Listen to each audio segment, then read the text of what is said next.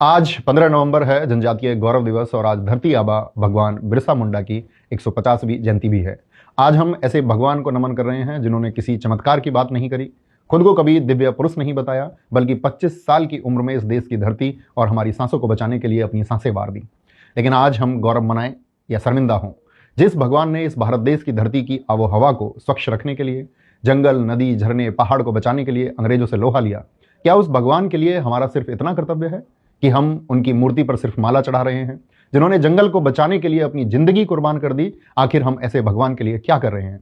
हम तो जिंदा रहकर भी उनके बचाए हुए जंगलों को लुटते हुए देख रहे हैं। भगवान बिरसा मुंडा 25 साल के सिर्फ एक इंसान नहीं थे, वो भारत की जंगलों के आत्मा थे।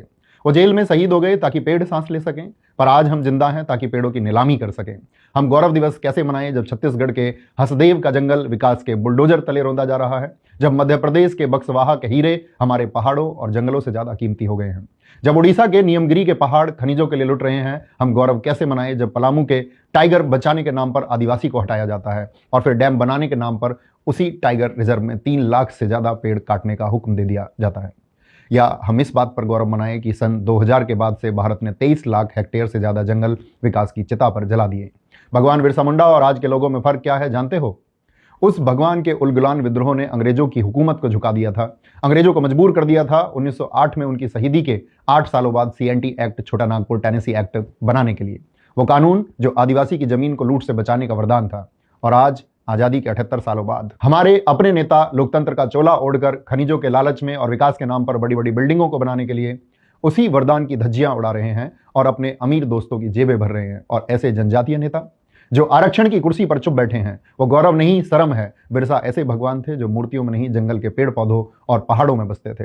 आज हम उनकी मूर्ति को तो पूज रहे हैं, पर उनके हरे भरे जंगलों को रौंद रहे हैं। इसलिए हमें जागरूक होना पड़ेगा। हमें अपने आसपास के पेड़ पौधों, झरने, नदी, पहाड़ और जंगलों को बचाना होगा। हमें समझना होगा कि विकास के नाम पर हमें जंगलों और प्रकृति को इतना नुकसान नहीं पहुंचाना है कि हमारी सांसें जहरीली हो जाएं और हमारे पशु पक्षी खत्म हो जाएं। मैं आपसे एक गुजारिश करना चाहूंगा कि आप अपनी जिंदगी में कम से कम 1 या 2 पेड़ जरूर लगाएं और उनकी देखभाल बिल्कुल अपने शरीर की तरह करें।